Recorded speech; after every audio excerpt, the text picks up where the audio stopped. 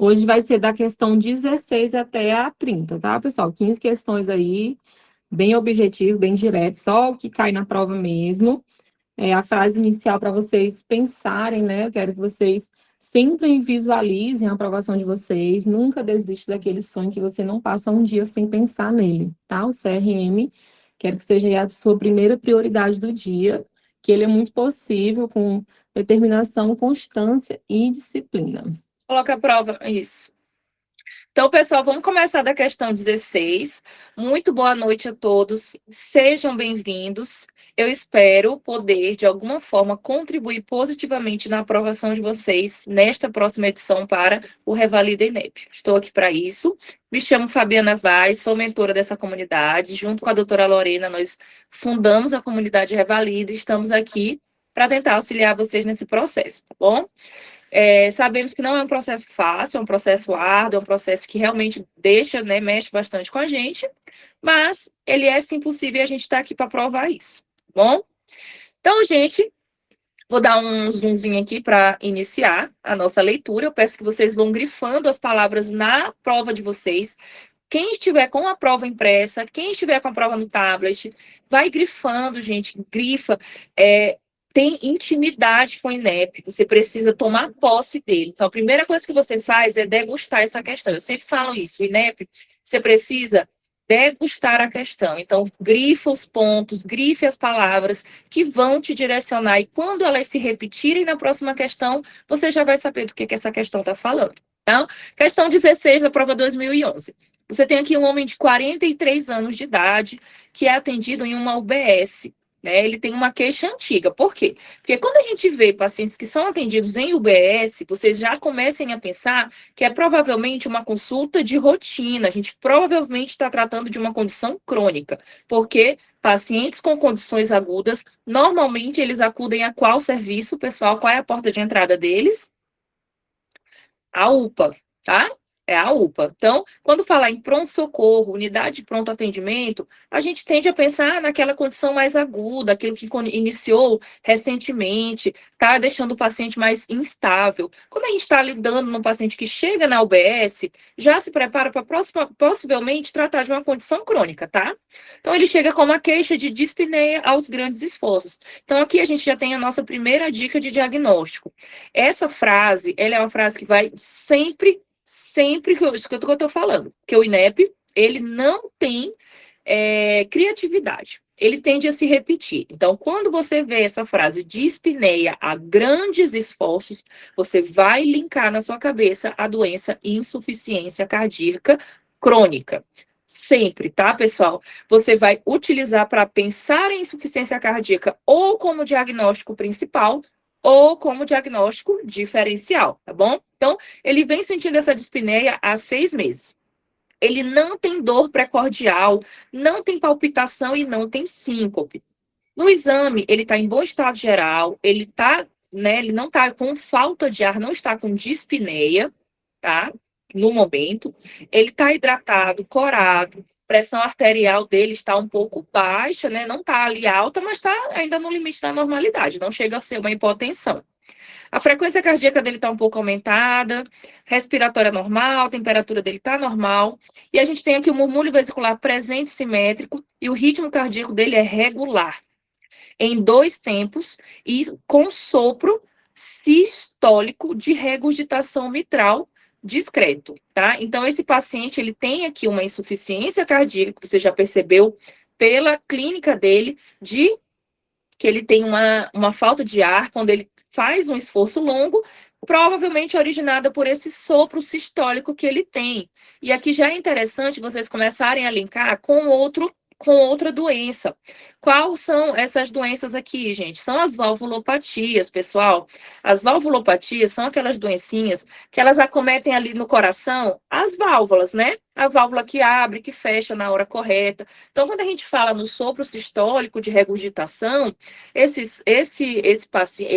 na hora que o coração desse paciente bombeia, a válvula que era para estar fechada, para esse sangue não voltar, Veja, ele está regurgitando. Então, isso está fazendo com que o sangue volte, o sangue não vá para o lugar correto. Então, provavelmente é isso que está causando essa insuficiência cardíaca. Lembre-se que a insuficiência cardíaca, ela é o ato do coração não conseguir cumprir o dever dele, que é mandar o sangue para o lugar correto. Então, se uma válvula não funciona, com o tempo ele vai começar a ficar insuficiente, tá? Sempre tentem estabelecer esse raciocíniozinho clínico.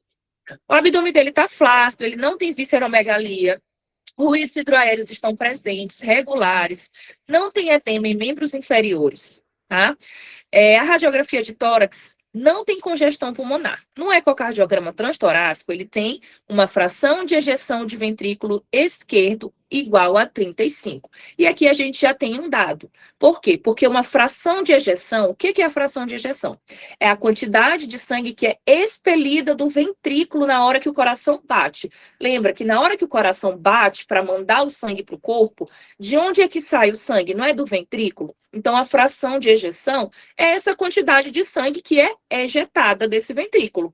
Então, se ela está muito baixa, esse paciente tem uma insuficiência cardíaca com fração de ejeção reduzida. É o quadro desse nosso paciente, tá? Esse paciente, o mínimo de uma fração de ejeção, gente, deve ser 40% visualizado em um ecocardiograma. Quero saber se vocês estão todos acompanhando meu raciocínio, tá? Olha de onde iniciou. Um sopro que o sangue começa a regurgitar e, de repente, esse sangue ele volta em vez dele ir. Isso faz com que essa fração de ejeção, esse sangue que é ejetado do ventrículo, que é a câmara que expulsa o sangue, não esteja funcionando. Então, essa insuficiência cardíaca é com fração de ejeção reduzida. Então, a gente tem duas grandes entidades na insuficiência cardíaca, que é a insuficiência cardíaca com a fração de ejeção preservada e com a fração de ejeção reduzida. Sempre, gente, sempre quando você vir a fração de ejeção reduzida, o problema desse paciente é em ventrículo. Lembre-se disso. E quando vocês virem, é em ventrículo e digo mais, é em sístole. É uma insuficiência sistólica, porque quando a sístole acontece, de onde o sangue sai, do ventrículo. Então, fração de ejeção reduzida, a gente tem um problema de ventrículo em sístole. Aí, na outra entidade, nós temos o paciente com a fração de ejeção preservada, que é quando esse coração não consegue exercer a função dele, porém, na hora que o ventrículo bate, ainda assim, o sangue sai. O sangue está saindo dele, mas qual é o problema? Ele não está vindo corretamente pela aurícula. Então, aqui a gente tem um problema diastólico, tá? Então, se a diástole não abastece corretamente o ventrículo, é por isso que ele não manda corretamente. Então, aqui, quando a gente tem fração de ejeção preservada, é um problema na diástole, é uma insuficiência diastólica. Anotem isso, porque isso já vai cair, já caiu e pode cair para vocês, tá bom? Então, o que é que essa pergunta quer da gente? Com base em evidências científicas, indique a opção terapêutica para o caso. Então, gente, tratamento de insuficiência cardíaca. Quando a gente tem fração de ejeção reduzida, você deve pensar sempre em drogas preservada. Não, preservada é problema em aurícula, tá? É problema em diástole. Não esqueçam disso. Quando a gente fala em tratamento de insuficiência cardíaca, pessoal, vocês devem se lembrar do tripé da insuficiência, né? Mas as duas primeiras drogas que entram são drogas que tentam conter a regulação hormonal que acontece da hipertensão arterial, tá bom? Então, primeira coisa que você vai tratar, a hipertensão arterial desse paciente, você vai otimizar o tratamento da pressão arterial desse paciente com quais? Primeiro, antes de tudo, IECA e BRA, ou BRA, tá?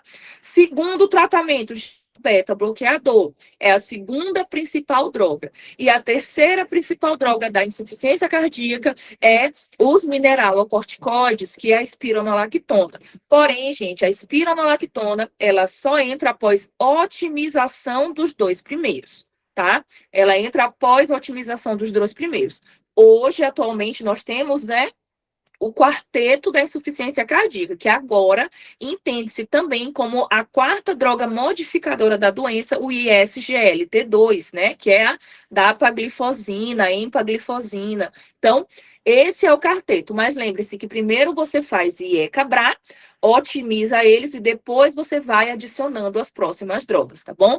Não confundir com tratamento de hipertensão arterial, por favor, e a gente já vai falar sobre isso, tá? Doutora, mostra o cardzinho dos tratamentos, tá? Vamos fazer um adendo aqui super importante sobre os tratamentos, tá, gente? Porque a gente vai dividir o tratamento da hipertensão arterial no tratamento que é modificadora de vida e um tratamento que não modifica a vida do paciente.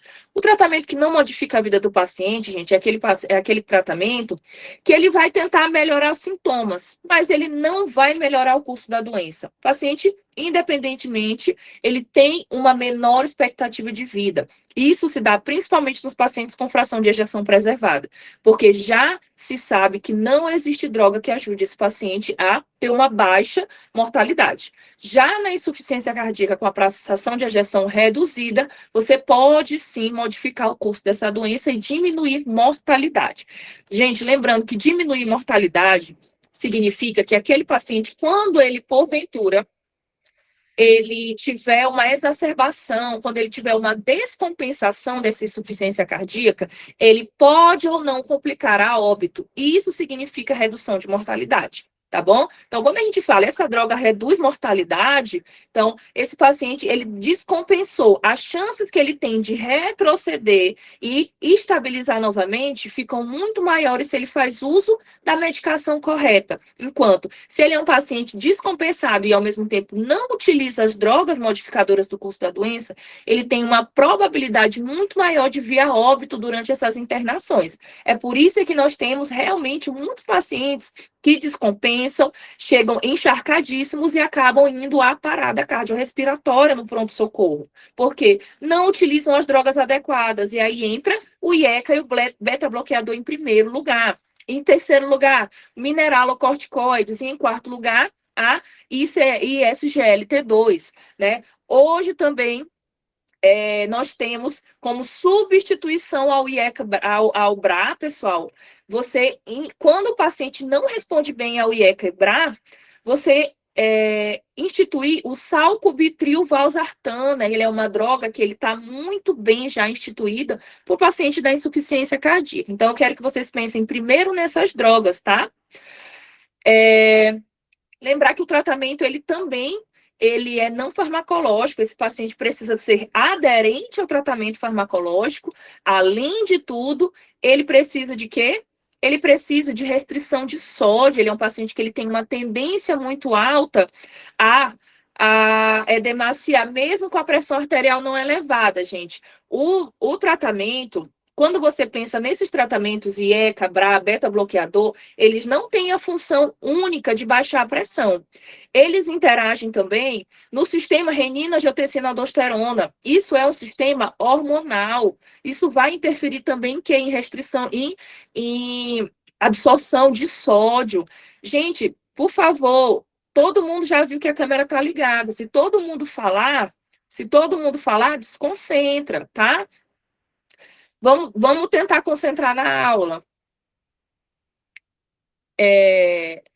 Então, lembrando que, às vezes, a gente entra com a medicação e nem sempre a função dessa medicação é somente baixar a pressão arterial do paciente. Algumas medicações, por elas agirem no sistema renina-angiotensina-aldosterona, elas também vão interferir ali na reabsorção de sódio, né, na parte do potássio, coisas que não estão intrinsecamente relacionadas com a pressão arterial, tá bom? Então, por isso, essas drogas são muito efetivas no paciente com insuficiência cardíaca. Também fazem proteção renal, fazem a proteção do sistema, enfim, a proteção renal do paciente, estão muito bem indicadas, tá? Medicações que aliviam os sintomas. E aí, o que é aliviar os sintomas? Primeiro sintoma que a gente deve pensar em aliviar, se esse paciente chega encharcado, gente, é edema. Então, vamos pensar na furosemida, né? Vamos pensar nos tiazídicos para aliviar o edema. E segundo, que é esse paciente que ele já tem ali uma insuficiência cardíaca que ele tem uma dilatação, né? E esse coração ele já não consegue se contrair bem, a gente pode entrar nesse paciente que ele já está muito avançado, já entra com o digitálico, né? Que é o exemplo, a digoxina, tá? A digoxina, que são as medicações indicadas nesse caso. Então, voltando aqui para a nossa questão rapidamente, bora lá, doutora.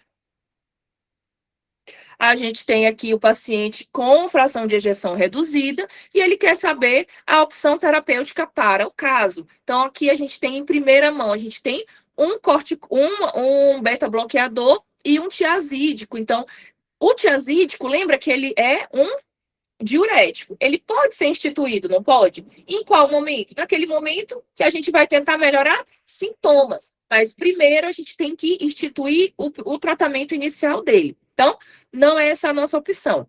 Beta-bloqueador e digoxina, né? O carvedilol, lembra? Termina com ou beta-bloqueador. Digoxina, um tratamento que ele é sintomático, ele é para melhorar a contratilidade cardíaca. Então, ainda não, tá, pessoal? A gente precisa desse paciente estar bem avançado, ele já não ter, já está lá para grau 5, para a gente poder tentar entrar realmente para fazer esse coração bater. Então, não. Enalapril e metoprolol. Aqui a gente tem o quê, pessoal? Que combinação é essa dos deuses? A gente tem um IECA, termina com IU, é IECA, né?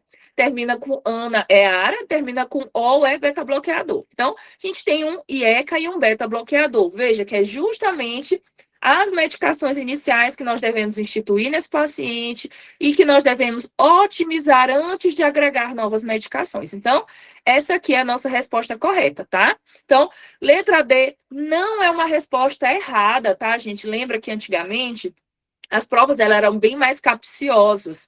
Não é um tratamento errado para esse paciente. Porém, a mais correta, lembra que nesse tempo eles tentavam dificultar um pouco mais. Hoje em dia, provavelmente seria uma questão passível de recurso, tá? Porque não está errado, mas inicialmente as primeiras drogas vão ser essas da letra C, tá bom? Bora para a próxima.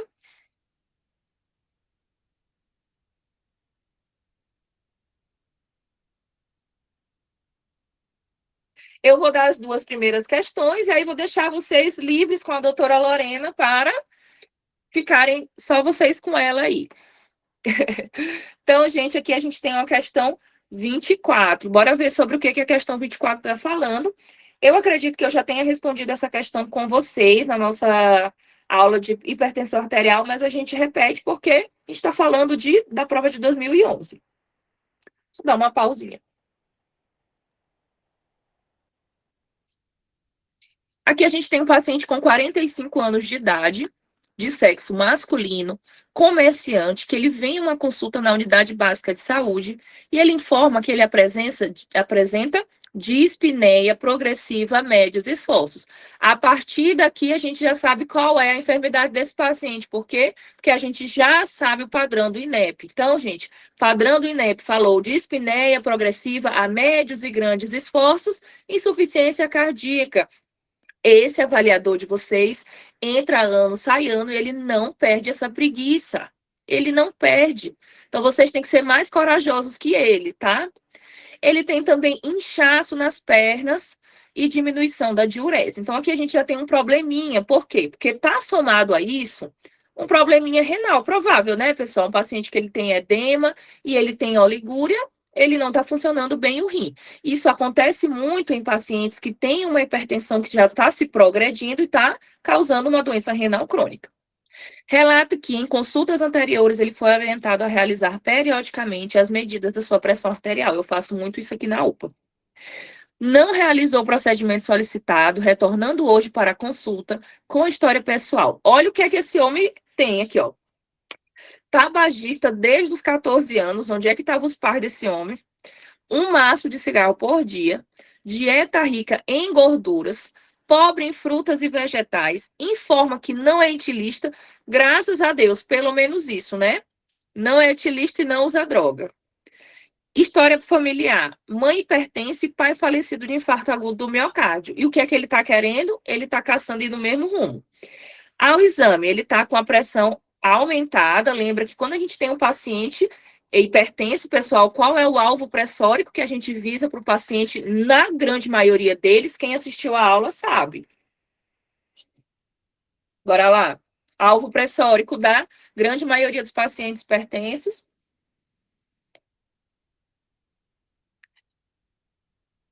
Exatamente, tá? O alvo pressórico você deve visar ali em 13 por 8, 130 por 80. Então, ele tá bem fora da meta, né? A frequência cardíaca dele tá normal, não tá até assim, beirando baixo ali. A frequência respiratória tá normal, o ritmo cardíaco tá regular em 2 tempos, ele tá bradicárdico, tá baixo essa frequência. Sem sopros ou extrasístoles, um murmúrio vesicular com discretas crepitações bibasais. Então, gente, a gente já observa aqui crepitações bibasais. Paciente edemaciado, paciente com crepitações, ele tem o que associado? Ele tem tá, com edema de pulmão, né? Abdômen com ruídos hidroaéreos positivos, hepatomegalia dolorosa, ele tá todo com edema, não é só de pulmão, não. Porque a hepatomegalia dele também aqui é sobrecarga, tá bom? 2 centímetros do rebordo costal e membros inferiores com edema. Esse paciente já tá no que a gente já pode encaminhar ele para uma anasarca, que é um edema generalizado. Ao exame complementar, demonstram que há uma sobrecarga de ventrículo esquerdo, bloqueio atrioventricular de primeiro grau. Então, aqui, esse paciente, além de tudo, ele já tem um BAV, um bloqueio atrioventricular de primeiro grau, que é uma doença que ela vai acontecendo em pacientes no decorrer da idade, tá? O clearance de creatinina dele está em 45, ou seja, ele de fato tem uma insuficiência renal, tá bom? Provavelmente é uma doença renal crônica. E a urina de 24 horas dele está com microalbuminúria de 250. Esse paciente tem sim uma doença renal crônica aqui. Então, ele é totalmente descompensado e ele já está com tudo que pode vir junto com o paciente que não trata da sua hipertensão arterial. Tá? Então, qual é o tratamento farmacológico a ser prescrito no que se refere à pressão arterial desse paciente? Veja que aqui está a sua pegadinha. Ele te dá um caso gigante de um paciente hipertenso, com insuficiência cardíaca, com doença renal crônica, mas ele quer saber uma única coisa: tratamento de pressão arterial. E aqui a gente não pode titubear, a gente não escorrega na casca de banana do INEP. Gente, qual é o tratamento inicial de pressão arterial para qualquer paciente que você já vai iniciar com 2 drogas? As combinações, quais são? Pode combinar IECA com BRA? Não. Pode combinar IECA com tiazídico? Pode combinar IECA com tiazídico, né? Pode combinar BRA com tiazídico? Pode combinar BRA com tiazídico. Pode combinar IECA com bloqueador de canal de cálcio? Pode. Pode combinar BRA com bloqueador de canal de cálcio? Pode, são as nossas drogas iniciais. Pensa nessas 3, tá? Aqui é que eu digo, não confundam insuficiência cardíaca com hipertensão arterial, porque aqui as nossas 3 drogas iniciais vão ser IECA, IECA-BRA, no caso, o bloqueador de canal de cálcio e o tiazídico. Aqui, sim, eles entram primeiro. Não deu certo, eu vou para a 4ª droga, tá bom? Não deu certo, aí eu vou para a 4ª droga. Qual é a 4ª droga da hipertensão arterial, gente? Espironolactona. Aqui, a 4ª droga é o mineralocorticoide. É por isso que você não pode confundir com a hipertensão arterial, com a insuficiência cardíaca, porque quando a gente fala de tratamento extrínseco da insuficiência cardíaca, ela não é 4ª droga. Ela já é ali a 3ª, tá bom? Então, ela já entra no tripé. Aqui é diferente. Por isso é que essa questão foi uma grande pegadinha e muita gente erra ela, tá bom? Então, no que se refere à pressão arterial desse paciente, 2 drogas que a gente pode iniciar. Não pode fazer IECA com BRA, então a gente corta letra A. Beta-bloqueador é droga de primeira linha para pressão arterial, gente? Não. é droga de primeira linha para insuficiência cardíaca. E aqui começam as pegadinhas do INEP, tá bom? Ela é droga de primeira linha para insuficiência cardíaca, mas a pergunta está te perguntando de pressão arterial. Então, essa resposta estaria corretíssima, corretíssima, se ele tivesse perguntado no que tange a insuficiência cardíaca, mas ela não tá, bom? Então, C, lisinopril, a gente tem um IECA e uma espironolactona. Lembra que ela é a quarta droga. Então, aqui também não. Letra D, a gente tem um BRA e um tiazídico. Combinação de primeira linha, pode? Pode. Então, essa é a nossa resposta correta. Tá bom, pessoal? Entenderam, gente? Claro que entenderam, né? Como é que não entende com uma explicação dessa? Então, deixa eu ver se tem. Deixa eu ver se tem alguma pergunta. Dutra, você acha que ler a pergunta primeiro e depois de enunciado ajuda a focar mais na resposta? Olha, eu fiz muito isso, tá? Eu fiz muito isso. Pode ser que você não se deixe o enunciado te corromper ali e foque muito na pergunta final. Mas, gente, a minha dica em qualquer correção de prova que vocês virem, né, e a doutora também vai bater isso com vocês, não deixe o enunciado te enrolar. A sua pergunta está sempre na pergunta final. A sua pergunta está sempre na pergunta final, tá bom? E pode sim repetir. E pode sim repetir, tá?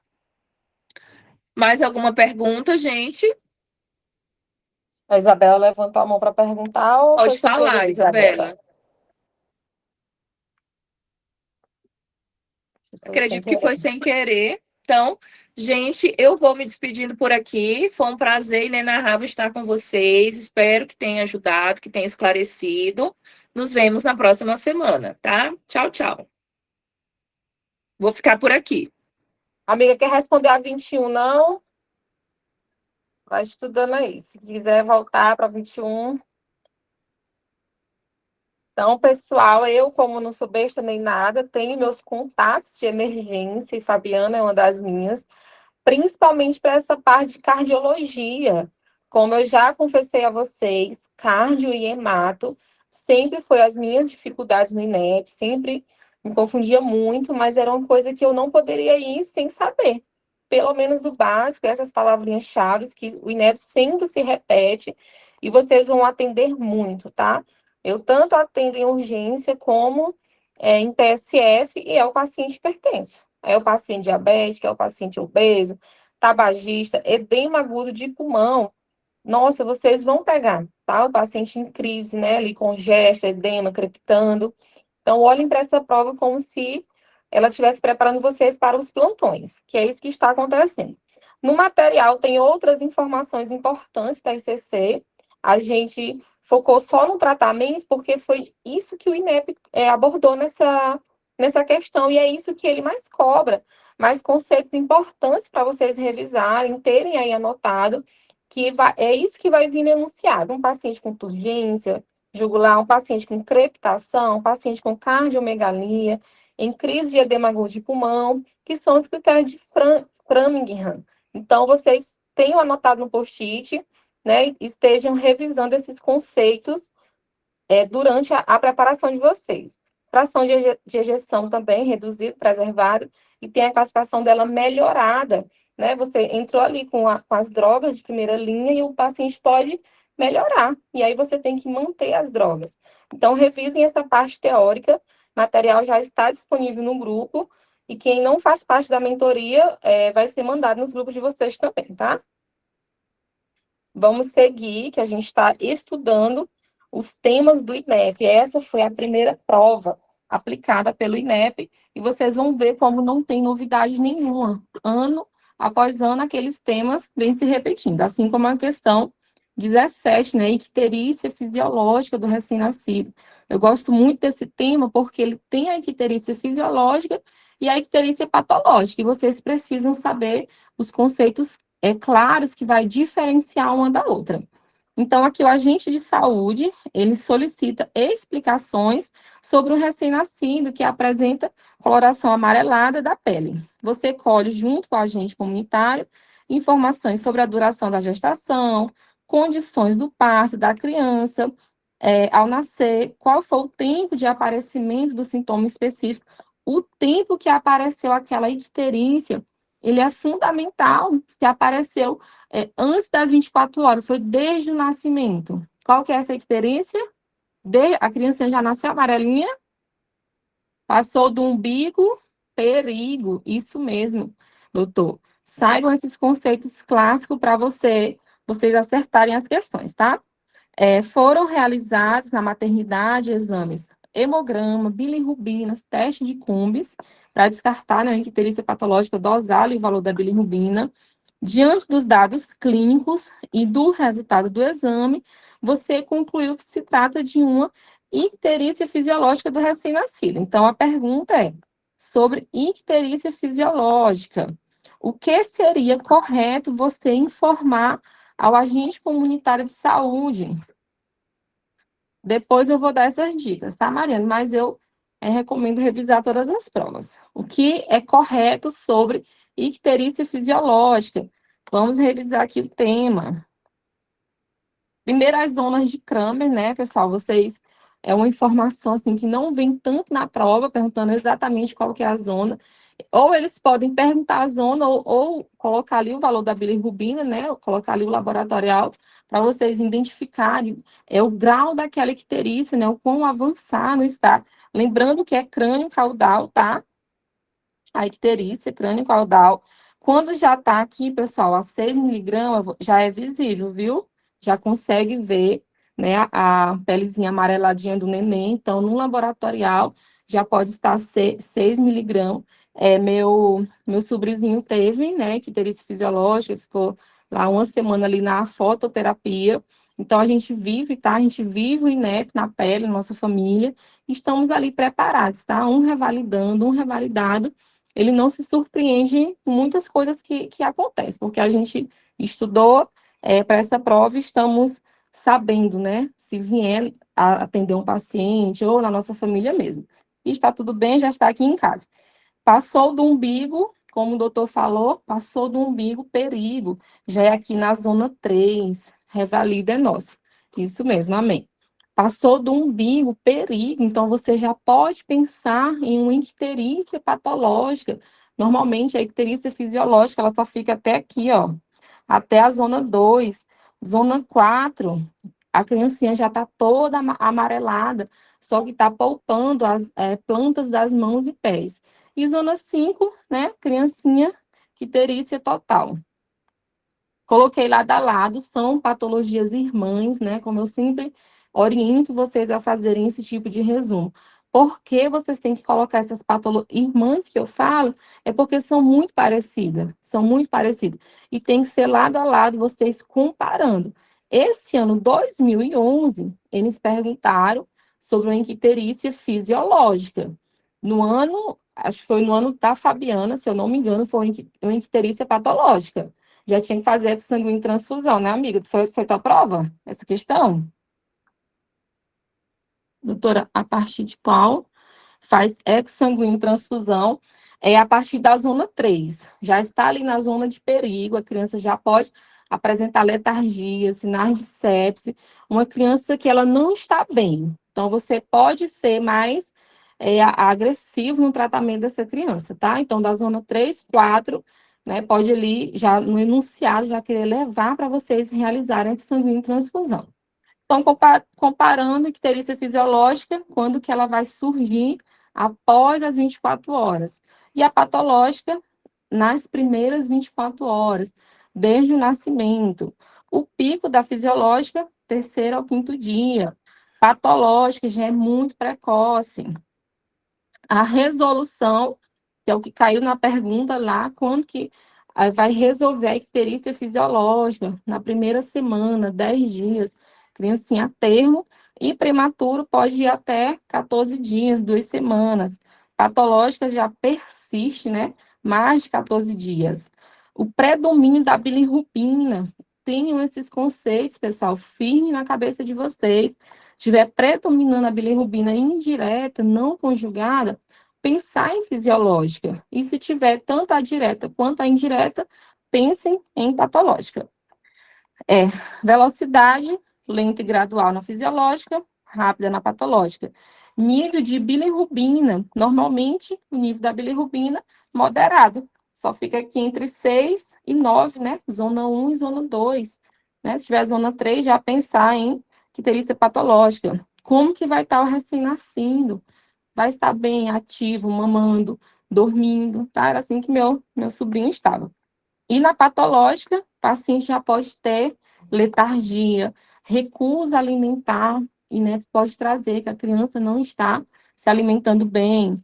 Como que vai estar as fezes e urina? Normal, na fisiológica. Se não tiver uma atresia de via biliar, né, não está ali impedindo a passagem da bile, e na patológica já pode ter a colia, né, as fezes mais claras, urina escura, exame físico sem hepatosplenomegalia, e aqui vocês, né, comparem esse quadro. Qual que é a conduta de tratamento? Na fisiológica, você vai acompanhar essa criança, né, as medidas mesmo iniciais, vai indicar fototerapia conforme o nomograma, a idade e o risco, né? Você pode fazer assim, uma fototerapia né, para ajudar a eliminar aquela bilirrubina pelas fezes e urina. E na patológica, vai investigar a causa. Se for uma atresia de via biliar, vai ter que fazer o quê? Além da fototerapia, vai ter que fazer uma cirurgia. Qual o nome da cirurgia? Alguém sabe? Bem difícil, né? Cirurgia de Kasai. Isso mesmo. Então, vai tratar de acordo com a causa ali da bilirrubina patológica. Então, dica, doenças irmãs, lado a lado. Então, vamos para as alternativas. Desaparece após 3 semanas. Após 3 semanas. A fisiológica, 1 semana. Desaparece após a primeira semana de vida em neonatos nascido a termo. Perfeito, muito bonito. Atinge níveis de bilirrubinas 14? Não, 14 já é a zona 3, né? Já é chegando aqui na zona 3, zona 4.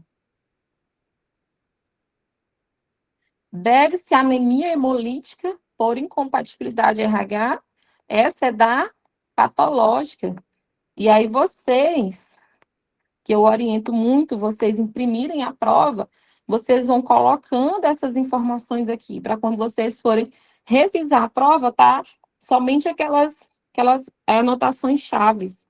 Está presente desde o nascimento? Não, após 24 horas, tá bom? Dessa forma, revisamos 2 temas. Aí eu quero cronograma. Laura, eu quero cronograma. Fabi, eu quero cronograma. Ok, cronograma de vocês, elaborado pelo próprio INEP. Aí, ano seguinte, eles vão sempre perguntando as mesmas coisas. Alguma dúvida? Fisiológica após 24 horas. Aqui, ó, comparando tanto a fisiológica quanto a patológica. Posso seguir, né? Homem de 26 anos de idade foi internado há 2 dias com diagnóstico de doença inflamatória intestinal. Aqui não falou qual, se é Crohn ou a retocolite. Tem as duas grandes representantes. Na forma fulminante, com megacolo tóxico. Há cerca de 1 hora apresentou piora súbita da dor. Anotem esse nome, súbita, foi agora, não foi uma dor gradual, foi de repente.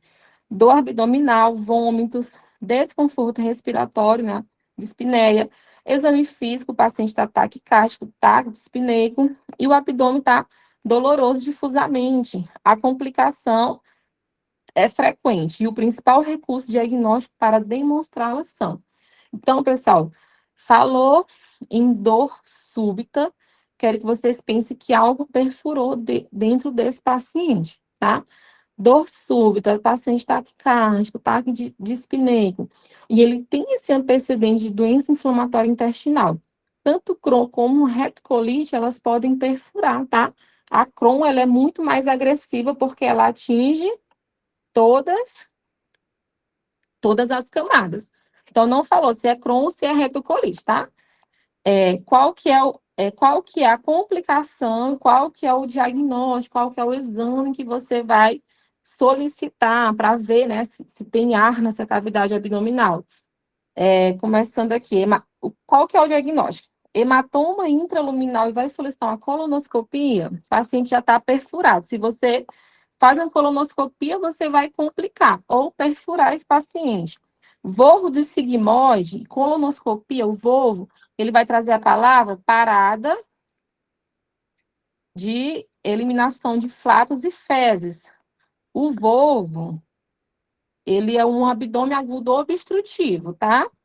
Abscesso, febre. Então, o paciente não tinha febre. Pneumatose intestinal, fazia pneumopá com contraste. Não. A melhor resposta, mais correta, mais bonita, aconteceu uma perfuração intestinal, exame, radiografia de tórax e abdômen em ortostatismo e decúbito dorsal. A radiografia de tórax é póstero anterior. E o que é que você vai ver nessa radiografia? Vai ver ar, né? O ar, esse sinal de Popper, é um pneumoperitônio. Esse é o achado na radiografia. E no exame físico é o sinal de Joubert, ausência da maciez hepática. No hipocôndrio direito não tem que estar maciço, na percussão, se tem ar, vai estar timpânico. Então, sinais, dor súbita, abdominal, taquicardia, taquipneia, sinais de peritonite, pensar em perfuração, primeira hipótese. A conduta é uma emergência, essa aqui foi a estação da a última prática, tá? Você vai fazer uma cirurgia agora, uma laparotomia agora de emergência. E aqui trouxe só para comparando quando vir uma questão como que é um volvo, tá? Esse sinal aqui, grão de café, tá? Ou o invertido. Tranquilo? Por enquanto tá tranquilo essas questões, né? Mas essa aqui, essa 19, não é uma questão difícil. Ela é uma questão dificílima. Essa 19 aqui, até que o diagnóstico é fácil, mas foi as perguntas que ele fez. Ele perguntou, aqui teve fisiopatologia, tá? Mas vocês não se apeguem a essa questão difícil. Vocês marquem a interrogação, como eu já falei a dica. Não sei, não tenho nem ideia. Não fica perdendo tempo aqui, não. Vai respondendo as que vocês sabem. Depois, com a cabeça mais tranquila, com mais tempo, você tenta marcar a mais correta, tá? E essa questão foi muito difícil.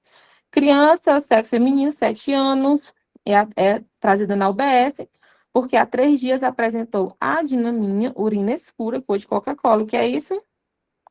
Urina escura, olhos, inchaços nos olhos pela manhã, edema, né? A mãe informa que há 15 dias, há 2 semanas, esse é um dado importantíssimo, ela teve dor de garganta que regrediu com antitérmico e anti-inflamatório. Muito bem, doutora Hematúria. E anti-inflamatório. Na consulta, o médico observa que a criança encontra-se em regular estado geral, afebril apneica, hipocorada, está com taquicardia e está com 118 de pressão arterial. Para uma criança de 7 anos, essa pressão está normal ou está alterada? Alterada, isso mesmo, alterada. Está com edema de faces e nos membros inferiores. Então, vamos marcar aqui as palavrinhas. Ah, Teodoro chegou. Ah, que ótimo, doutor, sempre presente. Então, ela está com hipertensão, urina cor de Coca-Cola, hematúria e está com edema. Então, ela tem a coisa tem hematúria, sangue na urina, a coisa está, a doutora Fabiana fala, crítica. Essa paciente tem a síndrome nefrítica pós-estreptocócica. Ela teve uma faringite bacteriana, nada no enunciado. Tá bom, deixa de escrever, senão fica zoado. Nada no enunciado é à toa, pessoal. Tudo que o INEP coloca aqui é para levar vocês a um raciocínio. Há 15 dias atrás, ela teve uma dor de garganta, ela teve uma febre, então ela teve uma faringite bacteriana. E ela só tomou antitérmico e anti-inflamatório. Ela não tomou antibiótico. Então, o que ele quer dizer? Que não tratou. E aí se complicou com uma GNPE, glomerulonefrite pós-estreptocócica. Super fácil, super linda essa questão, para você estudar esse tema queridíssimo pelo INEP. E a GNPE foi discursiva de 2020. Discursiva de 2020 foi exatamente esse paciente. Vocês estão vendo como eu não brinquei de fazer esse INEP? Eu não brinquei de fazer questão, eu levei o assunto a sério, do jeito que o INEP merece, ele merece ser tratado com seriedade. Então, até o ano que veio o tema, muito eu sei, porque eu fiz e refiz essas provas, não é ela que iria me aprovar, pois eu mergulhei de cabeça, de corpo, e é isso que eu quero que vocês façam. Na síndrome que a criança apresenta, qual síndrome? Nefrítica. Apresenta a resposta inflamatória responsável pela instalação da lesão nefrítica. Então, a resposta inflamatória, eles querem saber a causa, né? A fisiopatologia que causou isso. Dificílimo. Daqui eu errei com certeza, quando eu treinei a primeira vez. Aí aqui eu trouxe só para comparar lado a lado, tá? Nefrítica, hipertensão, edema e hematúria. Amanhã, na prova de vocês, eles perguntaram da síndrome nefrótica, proteinúria, anasarca e hipoalbuminemia. Essa é a tríade da nefrótica. O paciente está com edema generalizado, proteinúria, vai trazer essas palavras. Qual o valor? Maior que 3,5, tá? Aí, então, ele perguntou a fisiopatologia. Qual que é a fisiopatologia da nefrítica? Depósitos de imunocomplexo, ativação do complemento, inflamação glomerular, dano capilar e vai fazer essa passagem de hemácias, fazer o recrutamento dos neutrófilos. Qual que é a bactéria? Bactéria causadora dessa faringite bacteriana, Streptococcus, é do grupo A ou do grupo B? Beta hemolítico grupo B. Tem que saber esses nomes em besta, tá? Que é esse nomes em besta que vem na prova. Então, aqui eu não vou nem... nós vamos direto na resposta correta, tá? Foi uma pergunta dificílima, tá? Das 100 questões, aquelas 15 a 20 que foge à regra, essa daqui foi a campeã, certeza. Então, a resposta correta é a letra A. Consequência da ativação do complemento, liberação de fatores quimiotáticos e recrutamento dos neutrófilos. Faz aquela lesão glomerular, por isso que a paciente apresenta hematúria, esse cilindro. Pode ter também só o laboratorial de vocês, cilindro hemáticos, eles trazem só essa palavra aqui, ó. Na urina, no EAS, essas hemácias dismórficas, cilindro hemáticos. E na nefrótica, cilindros gordurosos, corpos graxos ovais. Então, comparem, são duas irmãs também, tá? São duas irmãs, super se confunde.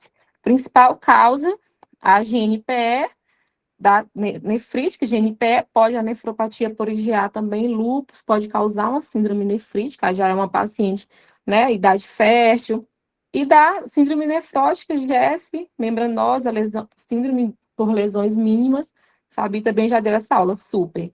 No ano de vocês, eles podem colocar a síndrome nefrítica e perguntar o tratamento. O paciente está hipertenso, antipertensivo. Restrição de sal, né? O paciente está com edema, diuréticos. E tratar se ainda tiver aquela bactéria, né? Penicilina benzatina é o principal tratamento. Então, se prepare. Nesse ano, ele perguntou fisiopatologia. No ano de vocês, pode perguntar o tratamento ou o diagnóstico. Em 2020, ele perguntou tudo, até como que estava o laboratorial. Vai solicitar C3 e C4, vai estar reduzido.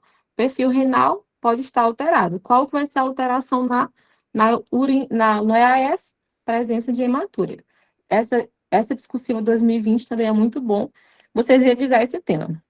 Aí eu não vou ler esse daqui, porque é muito difícil, tá, pessoal? Essa questão aqui é dificílima, mas a gente revisou o tema, certo? E no meu ano veio o diagnóstico diferencial da GNPE, que é a glomerulopatia por IgA, tá? Que também é uma síndrome nefrítica. Então, um super tema, tá, gente, para vocês revisarem. Eu já dei essa aula, quem ainda não assistiu, dá uma olhadinha lá que eu converso melhor sobre isso, tá? E o INEP ama. Doutora 21, pode deixar que eu faço. Agradeço. Por isso que eu te amo. Então, 20, rapidinho. Essa daqui é profilaxia da raiva, tá? Vou mostrar para vocês o tanto que o INEP é mala. Só que vocês têm que ser mais mala do que ele.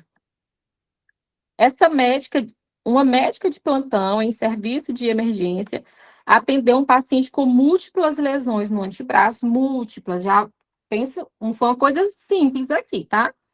Vítima de mordedura de um cão. Múltiplas lesões, mordedura de um cão. Que ocorreu há 3 horas. O acidente ocorreu na rua, mas o dono do animal foi identificado. Ele quer dizer aqui, tem como observar esse cachorro. O dono do animal foi identificado. O caso deverá ser conduzido por ela, de acordo com o protocolo do Ministério da Saúde. O que é que recomenda? Esse protocolo já atualizou, tá, pessoal? Aí vamos revisar. Tem a questão 20. É bem ruim, né, pessoal? Essa imagem aqui, mas eu trouxe aqui para o meu iPad para ficar. É uma imagem mais visível para vocês. Então, no material vai estar desfocado. Quando a gente passa por esse slide, desfoca. Mas vocês são super inteligentes, corajosos e muito curiosos, que um revalidado ele tem que ser, no mínimo, curioso. Profilaxia da raiva da raiva, Ministério da Saúde, atualizado, dá um Google e você baixa e você cola esse cartaz na parede, porque isso vai estar na sua prova. E nos nossos grupos Drive, na plataforma de vocês, já tem. Então, profilaxia da raiva, os passos que você vai seguir. Qual que foi o animal? Do paciente foi um cão. Então, a gente vai estudar a mordedura do cão. O animal é passivo de observação? Sim. E não tem sinais de raiva? Cachorro não está espumando pela boca, não está saindo mordendo todo mundo? Ok. Você vai Gente, é lavar? muito difícil na prática a gente conseguir convencer o paciente de que ele não tem indicação de vacina de raiva. É só olhar o cachorro. Eles acham que se o cachorro estava com raiva na hora de morder, eu falei assim, claro que ele te mordeu, ele estava com raiva, mas isso não significa que ele estava com a doença raiva. Qual que é o cachorro que é suspeito de raiva? É um cachorro que morde todo mundo, morde o dono, tá todo tempo agressivo. Esse é um cachorro que ele pode ter raiva. Agora, o cachorro talvez se sentiu até ameaçado, né? A pessoa foi lá, né? Avançou e tal. Ele foi lá por uma defesa. Agora, o cachorro que ataca todo mundo, até o baba é espumosa. Isso mesmo. Então, vai lavar o ferimento com água e sabão e não iniciar a profilaxia e vai observar o animal por 10 dias. Ele sai zangado, né, amiga? Ó, vai só olhar o cachorro, só vai vacinar se morrer, sumir ou desaparecer. Sumir e desaparecer é a mesma coisa, mas para minha explicação lá no plantão ficar completa e chique, aí eu se morrer, sumir ou desaparecer. Vive saudável, não indicar profilaxia. Vive saudável, não indicar profilaxia e vai encerrar o caso. Essa é a maioria dos casos. Desaparece, apresenta sinais de raiva, morre. Aconteceu isso em 10 dias, você vai avaliar o acidente. É leve? Foi leve. Vai fazer só a vacina, tá? Leve, só a vacina.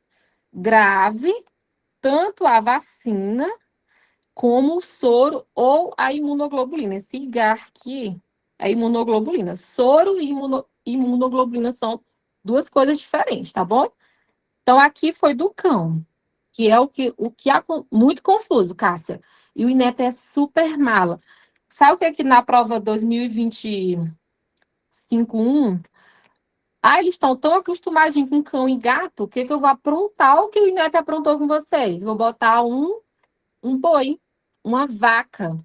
E aí? O paciente foi mordido Gente, de o vaca? soro é a vacina. Quando vocês verem SAR, é soro, é a vacina, tá? Então, sempre quando vocês vão pensar naquele caso que ele já tem indicação de vacinar, você pensa no soro, no SAR.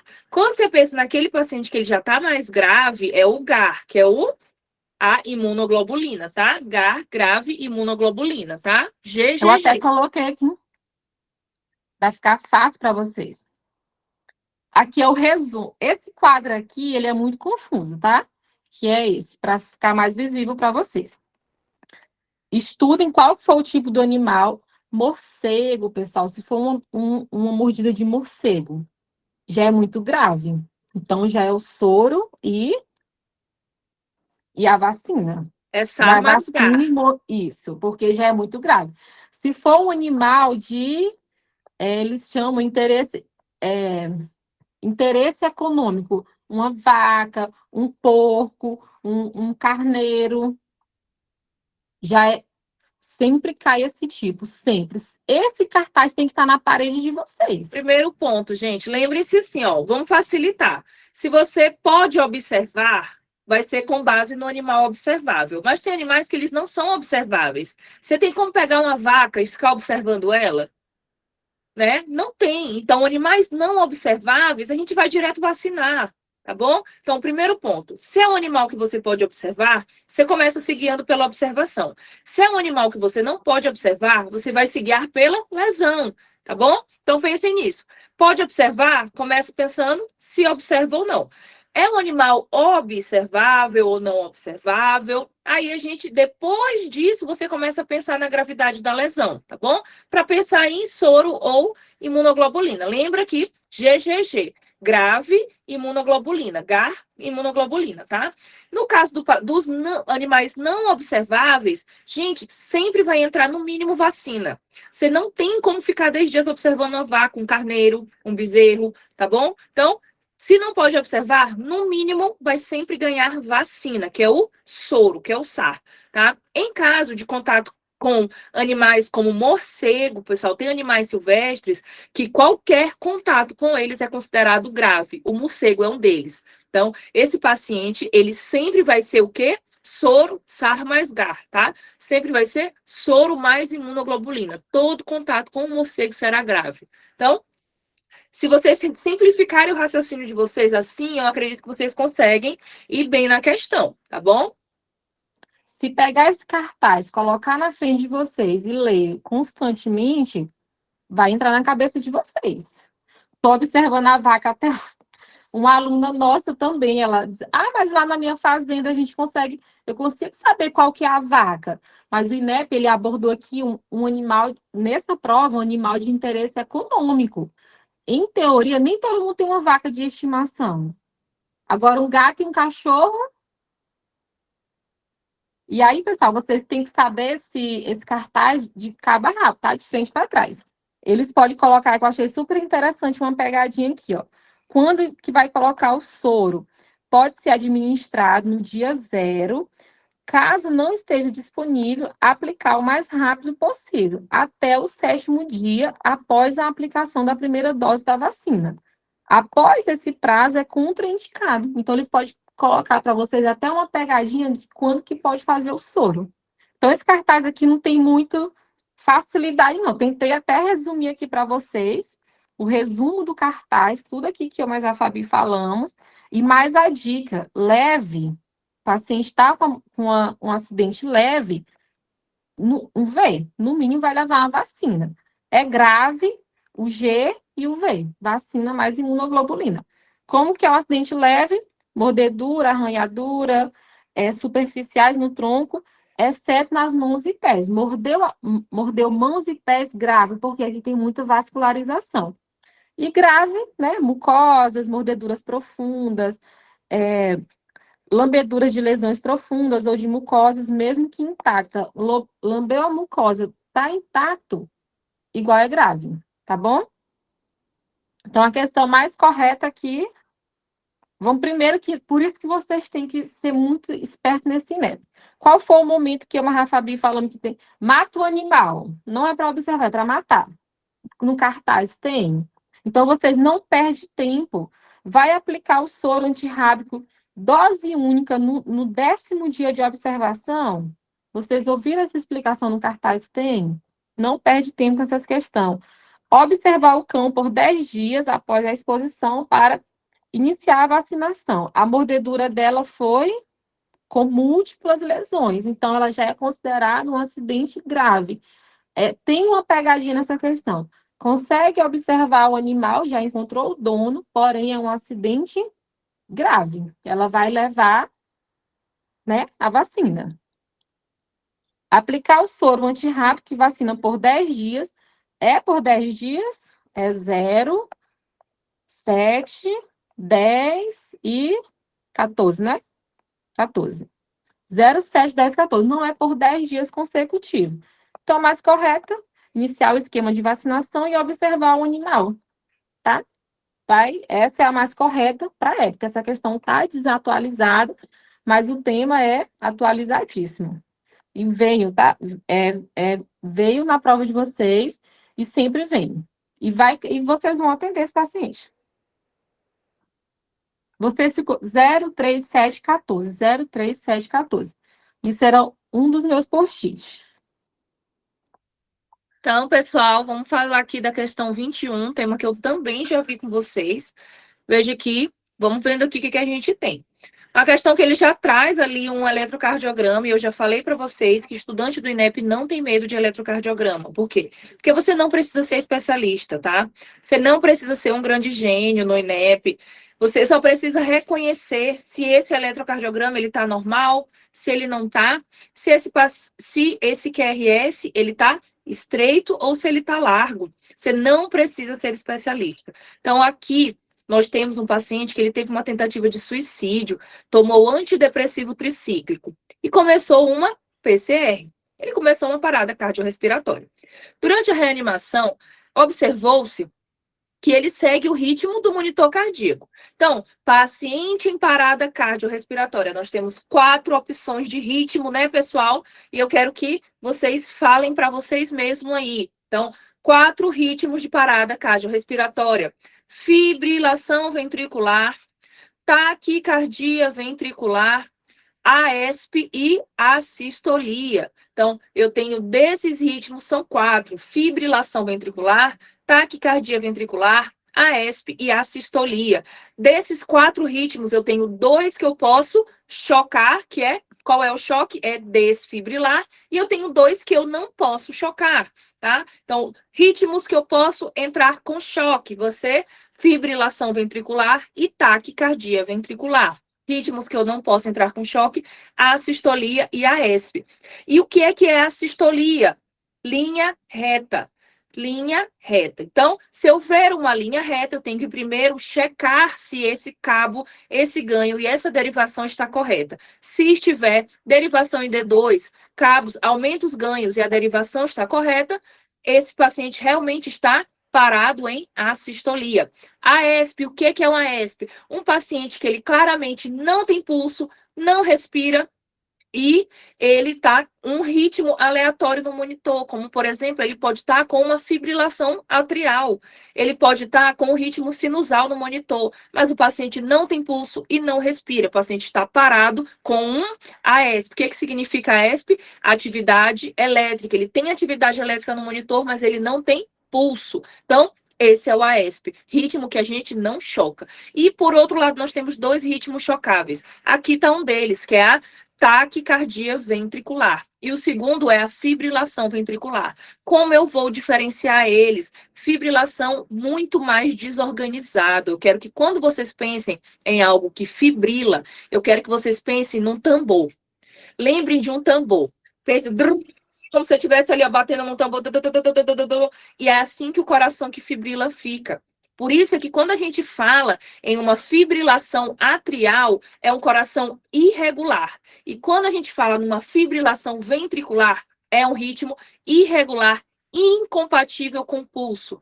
Nunca que vocês vão ver em um monitor um paciente que o ventrículo dele está fibrilando, ele está tamborilando e o coração dele está conseguindo bater. Se ele tamborila, não tem pulso. Você nunca vai sentir pulso central e nem periférico no coração que fibrila, tá bom? Então, como aquele ritmo nós temos, esse ritmo, ele é um ritmo aparentemente regular, de QRS largo, que nós temos é uma taquicardia ventricular. Então, você já consegue diferenciar por isso. Ou é uma AESP e assistolia, ou é um TV e FV. A FV, muito fácil identificar, ritmo extremamente bagunçado, sem ritmo, sem regularidade. E aqui a gente observa uma espécie de regularidade, uma espécie de padrão. Essa é a TV. Então, a partir disso, fica muito fácil a gente responder a nossa questão. Então, analisando esse monitor cardíaco, eu já consigo tirar as opções B e C, porque esse coração não está fibrilando, gente. Não está fibrilando, não está tamborilando, tá bom? Esse paciente, ele está, ou é a letra A, ou é a letra D, ou é a letra E, tá bom? Então, é uma taquicardia ventricular, que pode ser responsiva ao choque e ao uso de atropina. Então, nas paradas cardiorrespiratórias, pessoal, quais são as drogas que nós utilizamos? Quais são as drogas que nós utilizamos na parada cardiorrespiratória? A primeira droga sempre será qual? Adrenalina. Vai anotando aí. Primeira droga da parada cardiorrespiratória, adrenalina. Se esse ritmo não é chocável, ela vai ser a primeira e única. Primeira e única. Se esse ritmo é chocável, ou seja, se ele é uma TV ou FV, a adrenalina vai ser a primeira e a segunda vai ser qual? A amiodarona. Então, em algum momento entra atropina em parada cardiorrespiratória? Não, gente. A atropina é droga de bloqueio atrioventricular benigno, tá bom? Ela entra nos BAV, paciente bradicárdico, paciente idoso, desmaiou, atropina. Aqui não, paciente parado. É papo de adrenalina, choque e amiodarona, tá bom? Então, letra A, incorreta. Letra D, taquicardia ventricular, sim, esse é o nosso ritmo, tá bom? Pode ser responsivo à cardioversão. Cardioversão, gente, quando a gente está falando de um paciente parado, que tipo de choque ele ganha? Desfibrilação. Cardioversão é o choque para pacientes que estão o quê? Com arritmias instáveis. Arritmias instáveis, ou seja, um paciente que chega com TQSV, com fibrilação atrial ou com taquicardia ventricular, porém ele tem o quê? Pulso. Ele precisa ter pulso para você fazer o quê? Cardioversão elétrica. Ele não pode estar o quê? Parado. Paciente parado, você vai chocar com desfibrilação. Então, tira a letra D também, não está correta. Letra E, a gente tem taquicardia ventricular, que pode ser responsiva a desfibrilação. Essa é a nossa resposta correta. Gente, vocês têm um material de apoio, a doutora colocou material de apoio para vocês aí dos ritmos que eu estou falando. Alguma dúvida? Sem pulso, não consegue ver no monitor para fazer choque sincronizado. Sem pulso. Não consegue ver no monitor para fazer choque sincronizado. Sem pulso, você consegue ver no monitor, sim, doutor. O ritmo aparece no monitor sem pulso, sim. Você só não precisa sincronizar, tá? Você não precisa sincronizar, porque esse paciente ele não está parado, tá? Você não precisa aguardar o momento correto ali da onda, que ele sincroniza com a onda e choca no momento da onda para controlar o ritmo, tá bom? Mas esse paciente aparece sim no monitor o pulso dele. É porque não consegue localizar a onda R, né, Fabi? Isso, ele não consegue localizar, sincronizar. ele não consegue, não. Além de tudo, ele não precisa. Ele precisa o quê? Fazer esse coração voltar a bater corretamente o mais rápido possível, que é diferente, né? De onde a gente tem ali uma arritmia, esse paciente, ele tem ritmo, o coração dele está batendo. Ele só precisa voltar a bater no ritmo normal, enquanto o paciente parado, não. Você precisa fazer esse coração voltar a simplesmente pulsar. Então, você não precisa aguardar nada. É chocou e massageou. Chocou e massageou. Porque quem vai ensinar o coração a voltar a bater é você. O choque para o coração, você vai e faz a RCP, que é a ressuscitação cardiopulmonar, tá? Nas paradas cardiorrespiratórias. Diferente da cardioversão. Então, na cardioversão, você vai dar um choquezinho nele, ele vai voltar a ter ritmo, ele vai voltar ali para o ritmo sinusal, tá bom? Tratamento seria amiodarona para quê? Tratamento para quê? A droga é primeiro adrenalina e depois a amiodarona, tá? A amiodarona você só faz ela se o paciente volta no segundo ciclo ainda com um ritmo chocável, tá, doutor? Então, se ele volta no segundo ciclo e ele volta com uma AESP ou com uma assistolia, você não faz a amiodarona. Lembrando que, gente, é possível que durante os choques o ritmo ele vá mudando. Acontece muito, tá? Paciente muda de FV, vai para AESP ou muda para assistolia. Então, nesse caso, você vai trocando a sua conduta. Você estava preparado com a amiodarona aqui engatilhada para fazer no segundo ciclo, mas ele volta em assistolia, né? Não é que ele volta, é que o segundo ciclo dele ele já fica assístole. Então, não faz a amiodarona, é compressão e oração, tá? Lembra, paciente que não é chocável, o babado é adrenalina, compressão e oração, tá bom? E tensão, para quem é revalidado. Pense. Então, a Fabi explicou super bem. E essa frase, pessoal, muito famosa, tá? E aí, Vivo, só, choca. só reiterando, gente, o choque não faz o coração voltar a bater. O choque, pelo contrário, a desfibrilação, ela faz o coração parar por completo. Quem vai fazer o coração voltar a bater é você, médico, que está fazendo a RCP. Por isso é que a medida mais efetiva de uma ressuscitação cardiopulmonar são as compressões de alta qualidade. Não esqueçam, compressões de alta qualidade. Qual é a profundidade? 5 a 6 centímetros. Qual é o ritmo? 100 a 120 por minuto. Como é que você faz? Deixa a caixa torácica retornar por completo. Não é isso? E é isso, pessoal. Se tá vivo, cardioversão, choca. Choca ao vivo, tá sem pulso, desfibrila. Choca ao vivo, desfibrila o morto. Então, o paciente estava morto, sem pulso. Deixa eu esse cartaz da raiva aqui, que ele tá. Fui. Agora eu fui. Tchau. Vê se tu não quer mais nenhuma questão. Quero não. Fica pra tu. Mas pelo menos ela pegou as mais difíceis, graças a Deus. Pessoal, assistam a aula de arritmias, tá no YouTube. Do tempo que a comunidade era mato, era um meet de 100 pessoas, pessoal. Quando lotava, aí a menina falou até assim nessa aula: ai, não tô conseguindo ver o slide. Aí o outro sai e entra de novo. Deus me livre, eu saí, que eu sei que eu não volto mais. Muito engraçado. Assistam essa aula, tá? Ela tá com dor, tá dodói. Tá se recuperando. 22, paciente 69 anos, é atendido em visita domiciliar. Ele informa que nos últimos 5 anos teve episódio de crise de dor abdominal na fossa ilíaca esquerda. O que é um paciente com 69 anos doendo na fossa ilíaca esquerda? Dor na fossa ilíaca esquerda,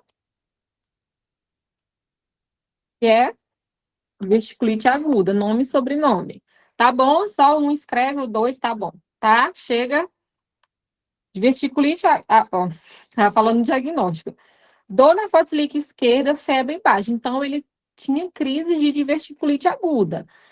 Geralmente, quando ele percebe que vai ter uma crise, já usa os mesmos antibióticos. Com certeza, Rinchey 1, né? Ou Rinchey 2, abscesso menor que 4 centímetros, tratamento ambulatorial com antibiótico, que utilizou na crise anterior, por 3 a 5 dias. E a situação é resolvida. Apesar de estar assintomático, nesse momento ele tem uma diverticulite aguda? Não, ele está assintomático. No passado, já teve internações para uso de antibióticos parenterais, sendo que em uma delas, há cerca de 2 meses, ficou internado por 3 semanas, em decorrência de uma diverticulite complicada, com pequeno abscesso pericólico. Em relação às alternativas a seguir, assinale aquela que corresponde à conduta apropriada para o caso. Tome cuidado com a casquinha de banana. Ou eu li lá em cima, dor na fossa ilíaca esquerda e febre, ele tem diverticulite aguda. Não, pessoal, ele teve crise de diverticulite aguda, já foi internado, já teve abscesso, só que agora ele está assintomático. Então, o que que esse paciente tem? Uma doença diverticular. Ele tem uma doença diverticular e essa doença ela fica tendo crises, né? Fica tendo exacerbações. Doença diverticular são vários conceitos, tá? Qual que é a principal causa? paciente idoso, porque tem aquela tendência à fragilidade do colo, ele pode ter uma dieta constipante, então ele sofrer de constipação. Essas fezes, quando elas passam aqui pelo intestino grosso, idoso constipado, ela faz uma pressão, então ela faz uma saculação.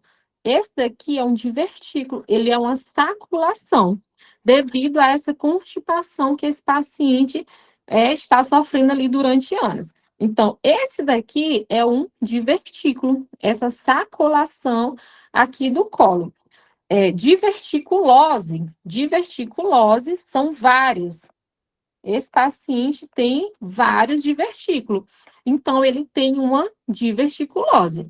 E doença diverticular é quando esses divertículos eles causam sintomas. Então, isso é doença diverticular. E diverticulite é inflamação desse divertículo. Então, inflamou esse divertículo aqui. Então, ele tem uma diverticulite, que é o que mais veio no INEP. Esse paciente aqui, ele tem uma doença diverticular. Então, imagine, ele tá com esse colo aqui, com essas saculações, com esse divertículo. O que que pode acontecer?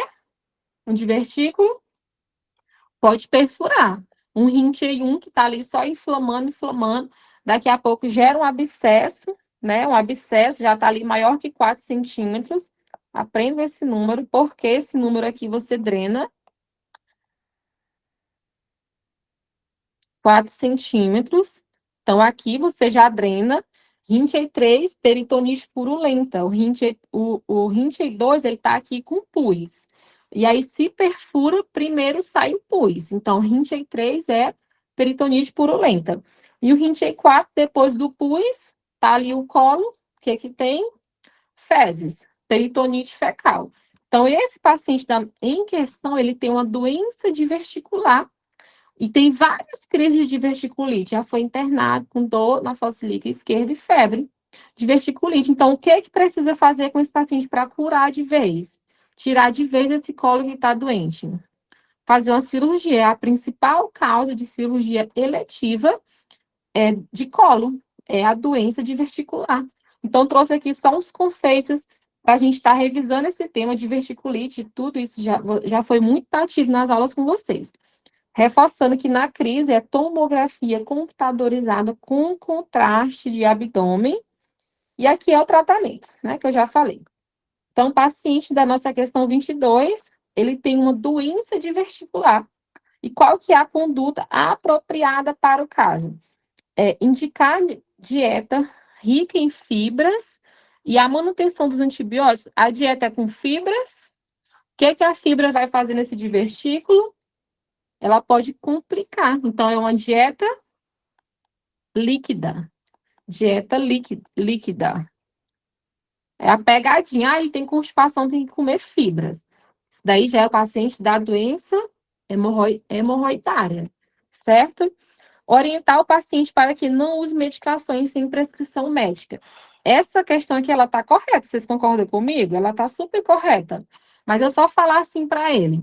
Olha, não usa medicação sem orientação. Eu vou resolver o problema dele aqui. Qual que é a melhor conduta apropriada, tá? Essa daqui, ela não está errada. Só que tem uma melhor que ela. Quer ver? Sugerir ao paciente que procure um serviço de emergência sempre que tiver episódios semelhantes de dor. Nesse momento, ele não está com dor. Quando o paciente está com dor, ele tem que procurar o serviço de emergência. Mas a questão está tratando com nós a melhor conduta para ele. O que é que vai tratar ele nesse momento? Ele não está com dor para ir para a emergência. Também ela não está errada, totalmente errada. Aconselhar o paciente a buscar uma unidade de atendimento ambulatorial secundário em cirurgia coloproctológica. Ótimo. Esse paciente não precisa fazer uma cirurgia porque ele não tem uma doença diverticular com várias e várias crises. Essa está mais correta. Encaminhar o paciente à unidade de saúde para solicitar uma colonoscopia. Vai fazer uma colonoscopia nesse paciente? Então, o que é que ele precisa nesse momento? Qual que é a melhor conduta ele tem que procurar um coloproctologista para realizar o tratamento definitivo dele, porque ele tem uma doença diverticular. Então, o tema aqui é doença diverticular. E aí, ele, no ano seguinte, né, ele focou muito ali na diverticulite. Mas sai desse conceito, o que é um divertículo, o que é uma diverticulose, doença diverticular e diverticulite. Esses quatro, tá? Questão 23. Um município de pequeno porte tem apresentado dificuldades na execução de suas atividades em nível secundário de atenção, com o objetivo de aumentar a resolubilidade do mesmo, qual que é a ação a ser tomada. Então, esse município aqui de pequeno porte, ele está com dificuldade no nível de atenção secundária dele. O que que acontece no nível de atenção secundária? Eu acho que eu já expliquei para vocês, né? Que são as consultas com os especialistas, com os exames. Então, esse município aqui, ele não tem, ele está com dificuldade. Qual que é, qual ação pode ser tomada? Tem poucos especialistas. Pessoal, aqui é preventiva, tá? Lore, eu não sei preventiva, tenho pavor de preventiva. Eu também tinha. Era muito confuso, mas temos professoras aí maravilhosas, né? Na internet aí do curso lá famoso, ela é muito boa. Aprendi muito preventiva com a Bárbara, mas vocês têm que abrir o coração. Tem aquela palavrinha, se tiver na alternativa, ela está incorreta. Na preventiva, não é a porta que você acolhe o paciente, primeiro contato, é atendimento universal, os princípios da preventiva. Essa questão aqui, letra A, você vai restringir o atendimento médico, comprovando. Vai restringir, está totalmente errada. Você nem termina de ler, ainda mais quando está no início. Essa aqui que é a certa, a letra B, mas vou pular. Definir a área de abrangência dos serviços com o gestor local. Ó, nós só vamos atender nessa área aqui de abrangência para ver se a gente consegue atender essa demanda, né, essa dificuldade de falta de especialista, a gente não tem exames, então vamos definir aqui a nossa área de abrangência, não vai resolver, tá? Esse município de pequeno porte, ele está precisando de especialistas de exames, tá? Repassar a gestão estadual, o serviço de auditoria dos prestadores locais, vamos repassar a gestão do Estado. Não, a coisa que o problema é ali no município pode ser resolvido nele mesmo. Incorporar recursos financeiros. O problema não é falta de dinheiro. Talvez esse município aqui ele tenha capacidade de recurso financeiro, mas ele não tenha um especialista na área deles. Então, aqui eu trouxe para revisar os níveis de atenção. O problema desse pequeno município é na atenção secundária. Eles não têm atendimentos especializados. Exames de média complexidade, tá? Atenção primária, o primeiro contato com o paciente, sistema de prevenção, de acompanhamento. E a atenção terciária já é alta complexidade. Já tem setor de UTI, já tem cirurgias complexas. Então, esse município aqui, ele está precisando de consultas com especialistas. Qual que é a melhor coisa para resolver? Fazer um consórcio intermunicipal. Vocês, na cidade de vocês, já pegaram muito, né? Ah, eu moro aqui na cidade tal, para consultar com um especialista, tem que viajar para outra cidade. Essas duas prefeituras, esses dois municípios, eles têm contrato entre eles. Olha, vocês não têm, mas aqui na minha cidade tem, então vamos fazer um consórcio intermunicipal. Se seu município precisar desse cardiologista, pode vir para o meu. Então, é encaminhado. Isso eu aqui faço muito. Ah, tem que encaminhar para tal cidade, que aqui não tem. Então, preventivo, eu quero que vocês abram o coraçãozinho de vocês, joga no sistema, regulação. Isso mesmo, Natália. Abram o coração de vocês e marquem a mais bonita, tá? Deixa eu olhar esse comentário. Aqui tem Cascavel, que faz consórcio em vários. Isso, Teodoro, vários. Meu município não tem. Caminho para quem? Para onde tem. Tranquilo, né? 24 já foi respondido, graças a Deus. 25. Homem de 68 anos de idade, tabagistas, 40 cigarros dias, uma carga tabágica altíssima, está com história de dispneia, tosse produtiva e expectoração catarral. Chega à unidade de pronto atendimento com piora súbita da dispneia e da frequência da tosse. Paciente mais de 60 anos, tabagista e está com dispneia, essa tríade aqui, o INEP está falando de doença pulmonar obstrutiva crônica. Idoso, tabagista com dispneia, DPLC, tá? Esse é o principal fator de risco. Mas pode ser cozinhou a lenha, tem uma DPLC genética, né? Deficiência de alfa-1 antitripsina, se eu não me engano, mas já é um paciente mais novo. O INEP nunca abordou esse paciente, tá? Esse é o clássico dele. E aí ele apresentou essa piora súbita da dispneia, essa dispneia súbita. Na avaliação clínica, você deve investigar as causas de piora. Entre elas, devemos considerar como a mais frequente. Então, o que o INEP quer saber aqui? Qual foi, dentre essas causas, A, B, C, D, E, que piorou a dispneia dele, que piorou essa falta de ar? A principal causa de piora de um paciente com DPLC é a infecção viral, tá? Essa é a principal causa de piora da DPLC. Pneumotórax espontâneo, seguido de infecção. Não, pneumotórax espontâneo já é um paciente ali mais jovem, né? Pode estar jogando um basquete, um trauma. Então, aqui não tem clínica e também nem tem clínica de pneumotórax, né? Hipertipanismo. Cor pulmonar é uma complicação da DPOC, não é uma coisa que exacerba ela. Pneumonia por germes oportunista, não, tá? Não é uma infecção bacteriana, é uma infecção viral que mais descompensa a DPOC. O TEP, eu creio que alguns se confundiram, né? Esse paciente está com a dispneia súbita. Concordo com vocês. Dispneia súbita pode ser sim um TEP. Mas o que o INEP traria aqui para vocês pensando em TEP? Uma mulher com dor na panturrilha, né, uma trombose venosa profunda, lúpus, esses são os fatores para ser TEP. Então, a mais correta, mais bonita, letra A. Infecção viral. Glória, eu não sabia. Agora você já sabe. Agora você sabe. Aí que eu trouxe só para revisarem conceitos, né? Conceitos teóricos, tá? Depois vocês deem uma lida com calma. Como que é o achado dessa radiografia aqui? Esse coração? Alguém escreve para mim? Coração, hein? Esse pulmão tá tão comprimido, esse coração, que ele tá tipo um coração em... Alguém? Coração em gota, tá?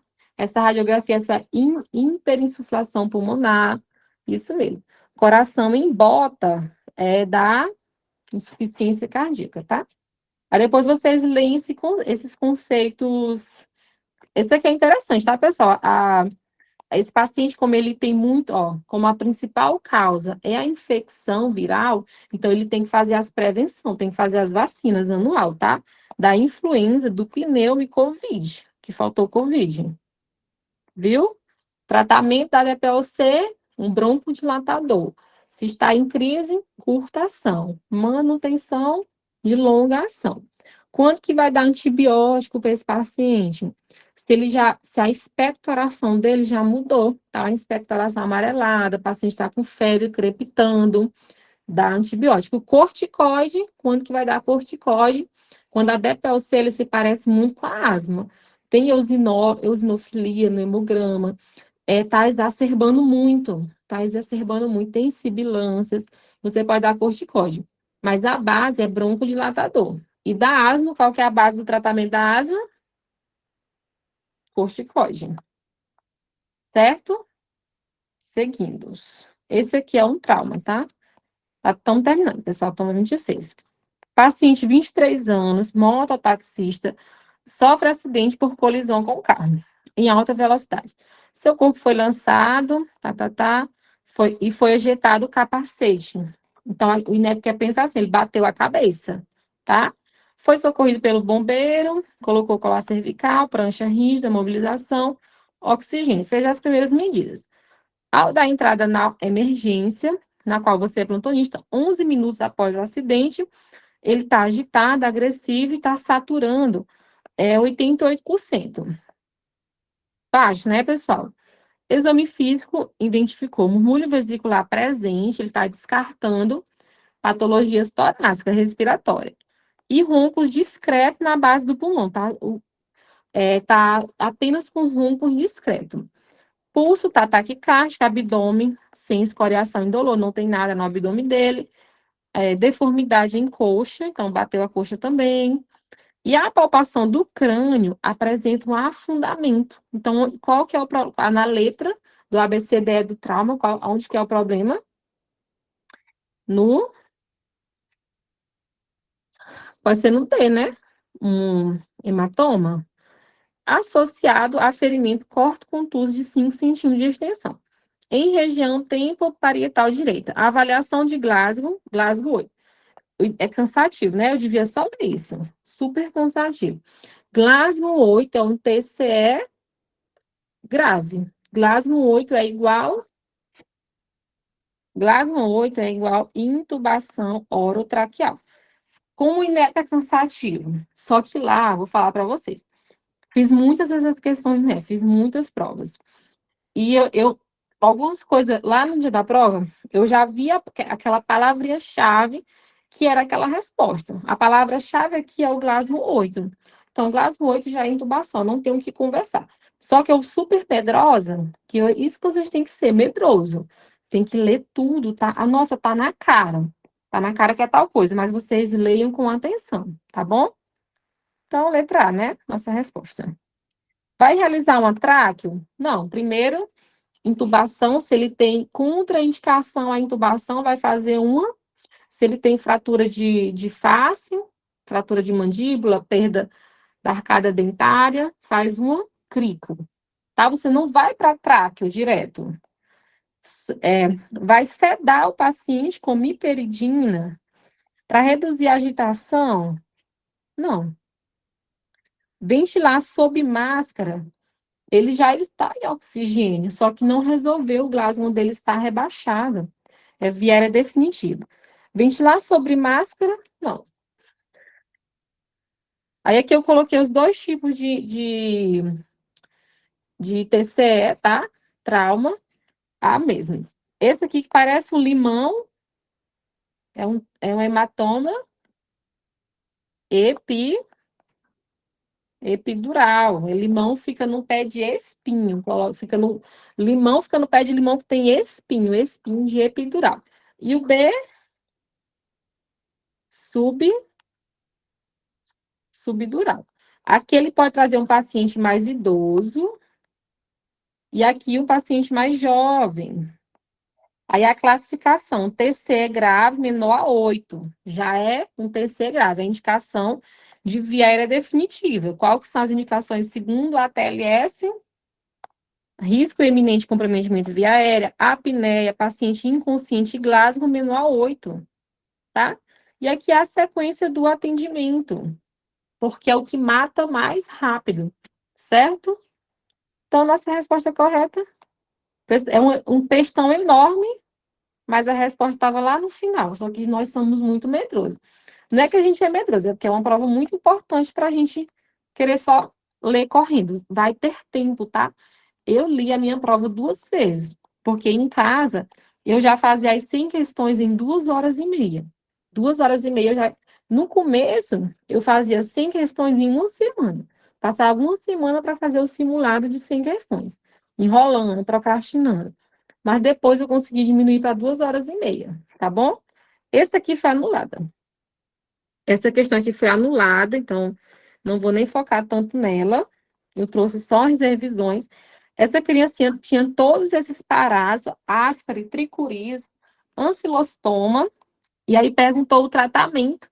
Qual que é a sinalha alternativa para o tratamento das enteroparasitose dessa paciente?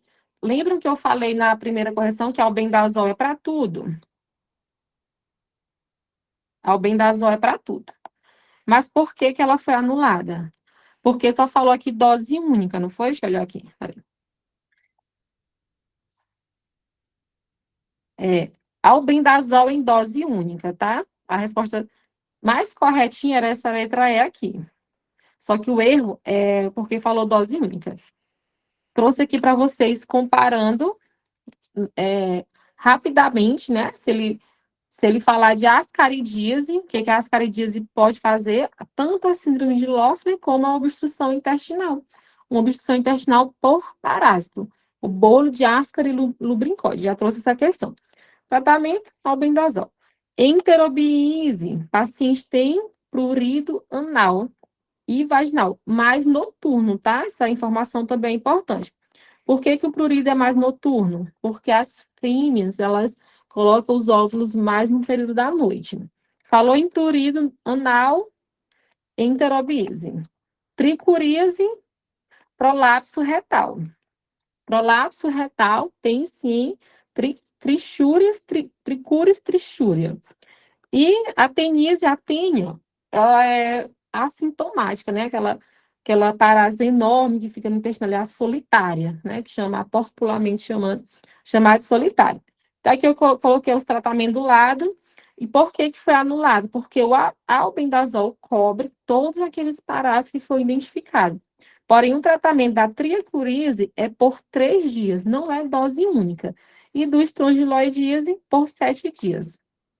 Tá bom? Então, ela foi anulada. Pouquíssimas questões foram anuladas essa prova. Essa daqui, 28. A mãe leva sua filha de 1 mês de vida para consulta na UBS, relata que a filha foi submetida a exames de triagem neonatal e está em aleitamento materno exclusivo, ótimo, até os 6 meses. Calendário está em dias, criança nasceu de parto vaginal com 3 quilos, apigar 7,9, bom, né, o apigar dela. A mãe queixa que a filha há 3 semanas está chorando muito. Ela tem o quê? 1 mês, né? Daqui é muito comum começar as cólicas nesse período, tá? E há 3 semanas está chorando muito e começa mais no final do dia para a noite as cólicas. Quem é mãe sabe. Quase todos os dias no início da noite, olha aqui, à noite. Porque é mais frio, né? Então faz aquela contração e pode vir as cólicas mais no período noturno. Informa também que a criança apresenta muitas evacuações ao dia, com fezes semipastosa, de coloração amarelada. Na consulta realizada com 10 dias de vida, o peso da criança foi de 2,990. Ela nasceu com 3 e ela perdeu 10 gramas. É normal perder peso no início? Super normal. Hoje a criança já está com 3 quilos, 3,550 kg. Super normal.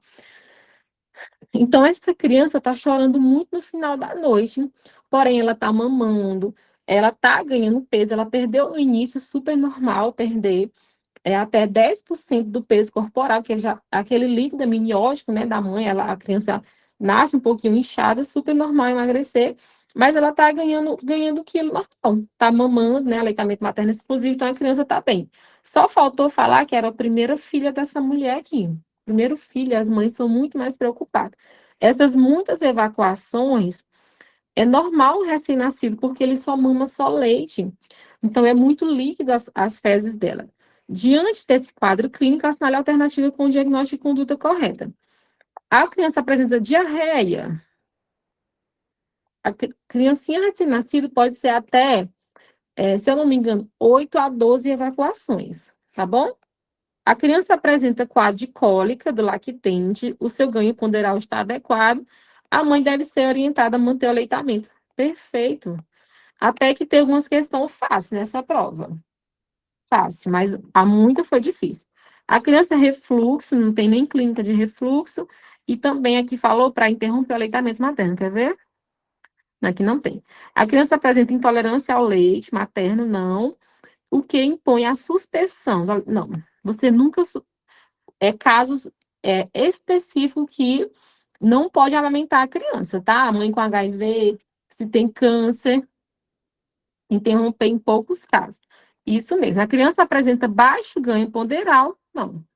E, devido à baixa produção do leite, a mãe deverá ser orientada a complementar com fórmula. Nunca pode acontecer isso. Trouxe também a revisão aqui para vocês estarem revisando, tá? Depois vocês leem. Agora bateu a cansado, estamos chegando no final. Tô quase rouca já.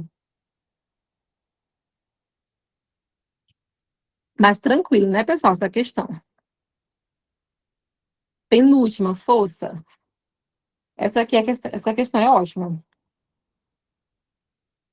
Você atende um menino de um menino com 1 ano de idade, tá com febre alta, falta de apetite e irritabilidade há 2 dias.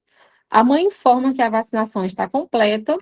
Hoje pela manhã surgiram petequias no corpo do paciente. Ao exame físico apresenta rigidez de nuca, febre, vamos marcar as tríades, febre, rigidez de nuca, faltou a cefaleia aqui, tá?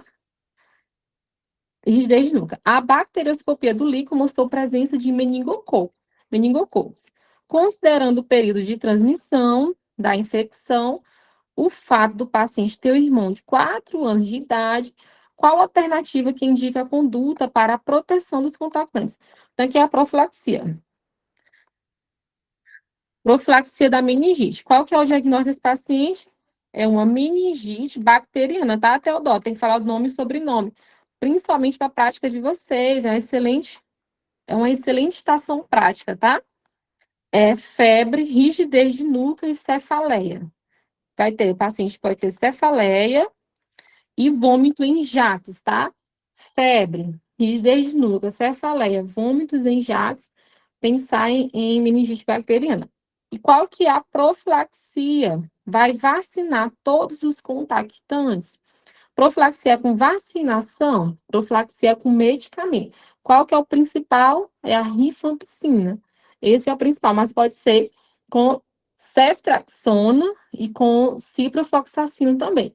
Só que a de preferência, a mais comum utilizada é a rifampicina. Vacinação, não.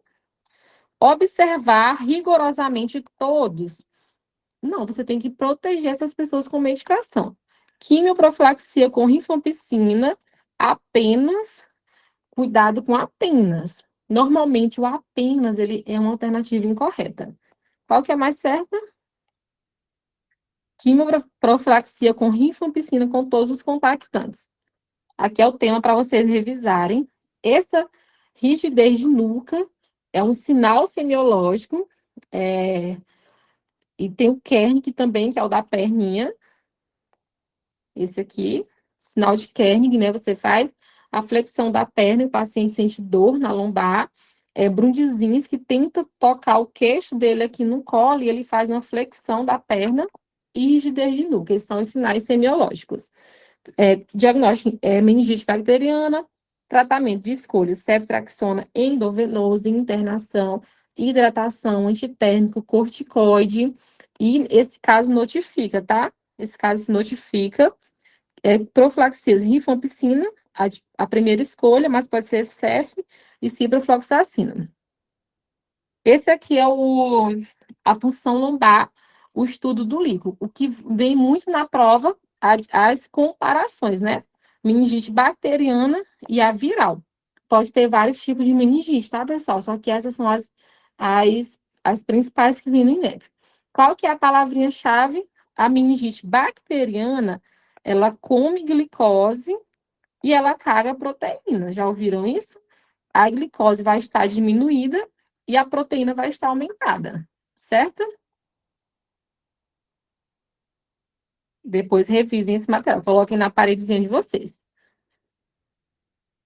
Questão 30 e última questão. Ficaram com dúvida nessa? E essa daqui foi a discursiva de 2024/2, tá? A discursiva da Fabiana. Quando tinha a discursiva, né, o pessoal que aprovaram agora está na prática, eu falava assim, cada objetiva é uma aposta da discursiva. Lore, qual que é a tua aposta da discursiva? É o que? Corticoide, se já tem afetação do sistema nervoso central, tá, doutora? Inclusive, foi nessa discursiva que veio que um dos tratamentos entraria o corticoide também. tá bom? Corticóide, antibiótico, analgésico, antitérmico. Então, a aposta de vocês da prática, porque agora não tem discussível mais para vocês, são as objetivas, tá bom? Questão 30, primigesta, primeira gestação, tabagista, está com 36 semanas de gestação. 36 semanas de gestação. Procura emergência com sangramento moderado a 20 minutos, associado à dor. Pessoal, a gestante, ela tem sangramento e dor abdominal e ela está com mais de 20 semanas, nós estamos falando de um sangramento da segunda metade. Sangramento e dor abdominal só pode ser descolamento prematuro da placenta, tá bom?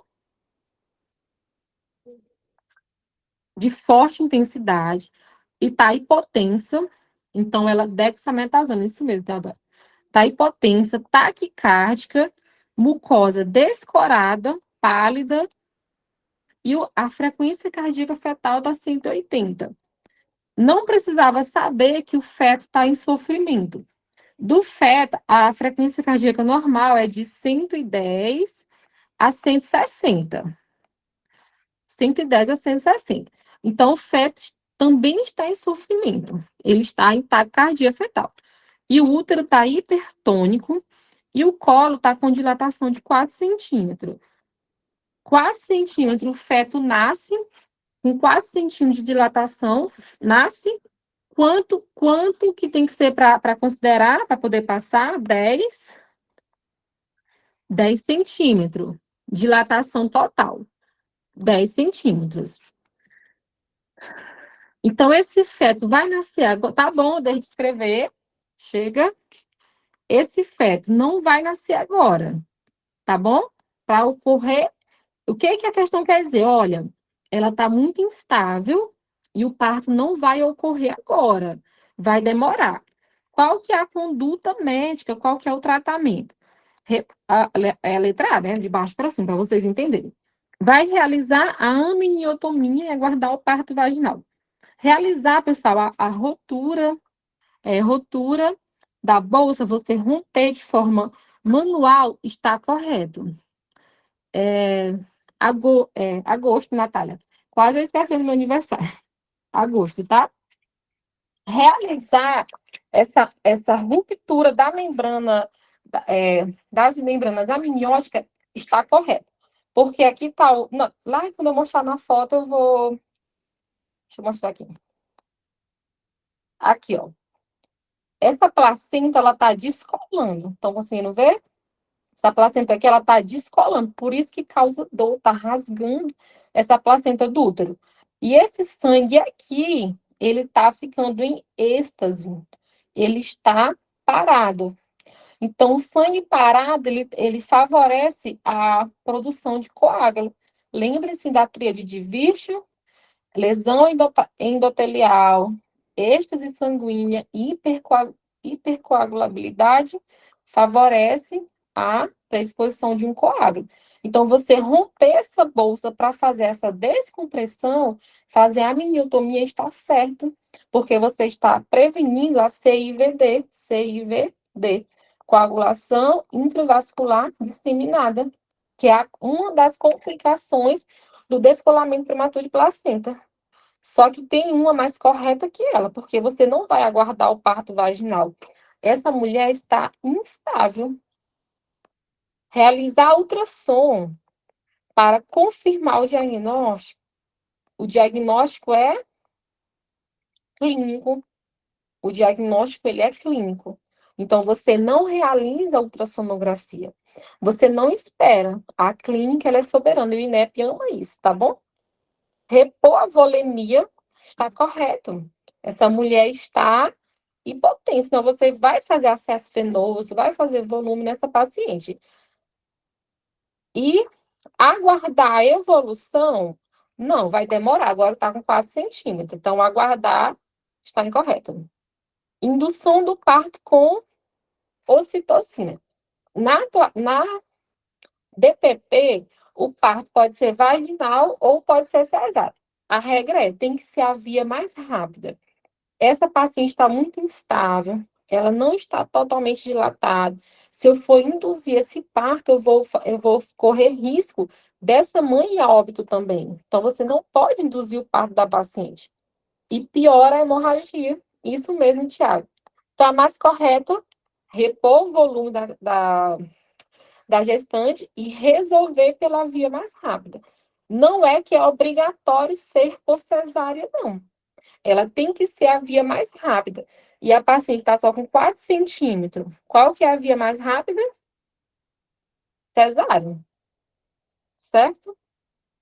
Então, aqui falamos tudo, né? Diagnóstico é clínico, não precisa de ultrassom.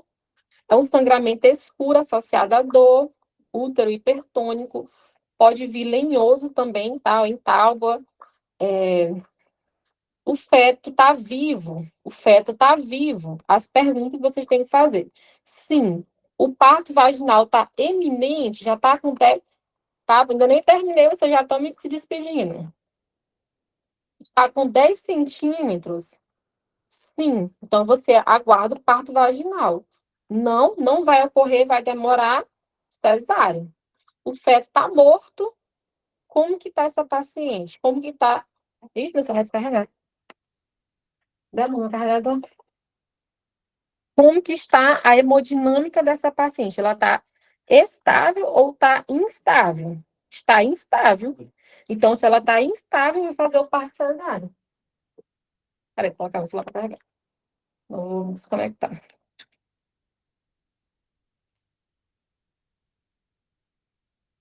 Se ela está estável, é normal, tá? Ó o chat fazendo eu passar vergonha aqui ao vivo. Se ela está estável e o feto está morto e tem condições de ocorrer aquele parto, pode ser normal. Agora, se ela está instável, feto morto, cesárea. Tá bom? Não tem evolução cervical, cesárea. Paciente está estável, tem evolução cervical, tem dilatação, pode ser um parto vaginal.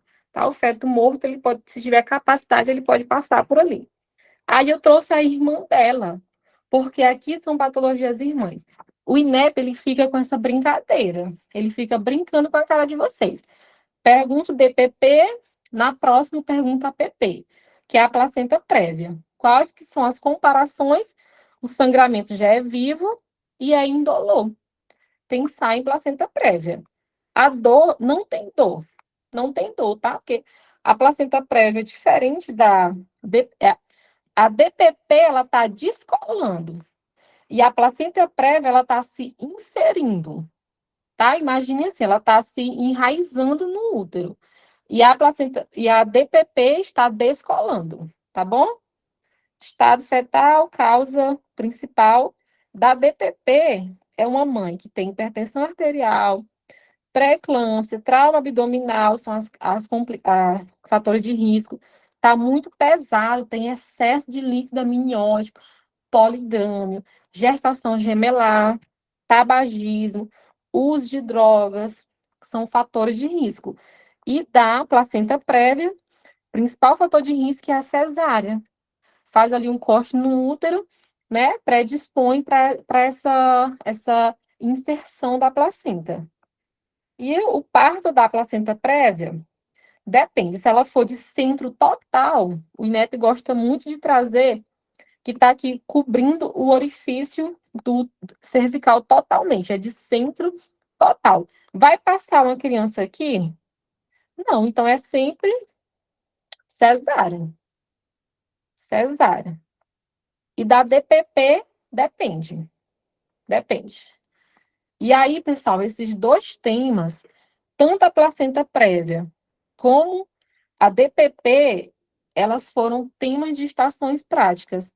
A DPP foi em 2022, e a placenta prévia foi em 2024, 2. Eu não quero alunos da comunidade, nunca nem passou a teórica e já está com medo da prática. Por que que você está com medo da prática se o INEP já está cantando a bola? O que que ele gosta de cobrar? Eu queria treinar essa estação prática aqui com vocês, mas eu estou cansada e eu não quero que a aula fique longa.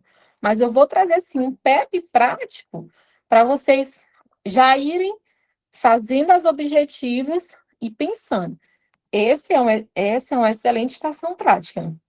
Esse é um tema que ele pode cobrar, porque o melhor cronograma é o do INEP. E a nossa frase final: o limite entre você e o sucesso é a coragem de acreditar mais no seu sonho do que no seu medo. Está valendo o CRM, está valendo o sonho.